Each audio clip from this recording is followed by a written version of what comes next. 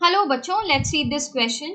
Which of the following make uterus unsuitable for implantation. यहाँ पर दिया है vault, diaphragm, condom, progestasert. Condom जो होते हैं मेल कॉन्डम, फीमेल कॉन्डम, ये आप किस में पढ़ते हैं? बैरियर कॉन्ट्रासेप्टिव मेथड्स में आप इनको पढ़ते हैं. तो ये कैसे काम करते हैं? बैरियर की तरह काम करते हैं. फिजिकल मीटिंग जो होती है स्पर्म और ओवा की, उसको प्रिवेंट करते हैं, उसको रोकते हैं. वहां पर बैरियर की तरह काम कर रहे हैं. ठीक है, तो आप इसको क्या कर देंगे? एलिमिनेट कर देंगे, क्योंकि ये कि यूट्रस के वॉल पर और यूट्रस को अनसूटेबल नहीं बना रहा है इम्प्लांटेशन के लिए. ये तो बस बैरियर की तरह काम कर रहा है, फिजिकल मीटिंग नहीं होने दे रहा है स्पर्म और ओवा की. फिर दिया है वॉल्ट, डायफ्राम. यहाँ पर वॉल्ट और डायफ्राम और सर्वाइकल कैप जो होते हैं ना, ये भी बैरियर मेथड्स में ही आप इनको पढ़ते हैं. ये बैरियर की तरह ही काम करते हैं. ये बने होते हैं रबर के. किसके बने हैं? रबर के बने हैं. और इन्हें इंसर्ट किया जाता है into the female reproductive tract to cover the cervix during कॉइटस.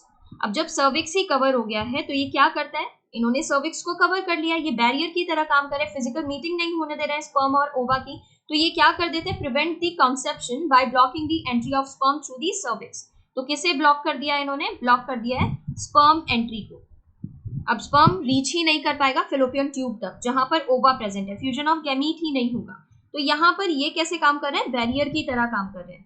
आप जानते हैं वॉल, डायफ्राम, सर्वाइकल कैप्स ये रीयूजेबल होते हैं. इन्हें स्पर्मिसाइडल के साथ यूज किया जाता है. स्पर्मिसाइडल क्रीम्स, जेलीज और जो फोम्स होते हैं उनके साथ यूज किया जाता है. उसके हेल्प से इनकी एफिशिएंसी जो होती है ना, कॉन्ट्रासेप्टिव एफिशिएंसी, वो इंक्रीज हो जाती है. बट आप इन्हें यहाँ एलिमिनेट कर देंगे क्योंकि ये अनसूटेबल नहीं बना रहे हैं यूट्रस को. आप देखते हैं जो प्रोजेस्टा सर्ट होते हैं ना, इन्हें आप पढ़ते हैं हार्मोनल आईयूडीज में. इंट्रा यूटेराइन डिवाइसेस जो आप पढ़ते हैं उसमें भी हार्मोन रिलीजिंग आईयूडी जो होते हैं ना, हार्मोन रिलीजिंग आईयूडी, उसमें आप इसे पढ़ते हैं प्रोजेस्टा सर्ट को. और ये प्रोजेस्टा सर्ट क्या करता है? ये हार्मोन रिलीजिंग आईयूडी है. ये यूट्रस के एनवायरमेंट को अनसूटेबल बना देता है, यूट्रस को अनसूटेबल बना देता है for implantation and the cervix hostile to sperm. Okay, तो यहाँ पर इस तरीके से काम करता है, हॉस्टाइल टू स्पर्म. ये किसके लिए बात हो रही है? सर्विक्स के लिए. और यूट्रस को कैसा बना देता है? अनसूटेबल. तो करेक्ट ऑप्शन जो यहाँ पर बन रहा है ना, make uterus unsuitable for implantation, option 4 progestasert यहाँ पर करेक्ट है.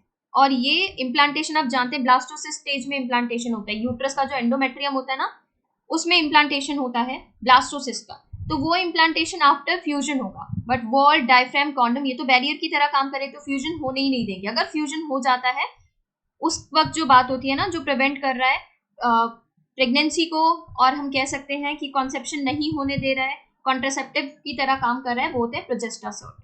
ठीक है, ये हार्मोन रिलीजिंग आईयूडी है. और जो हार्मोन रिलीज होते हैं वो हार्मोन यूट्रस को अनसूटेबल बना देते हैं and cervix hostile to sperm. तो करेक्ट ऑप्शन जो यहाँ पर बन रहा है वो है ऑप्शन 4. Thank you.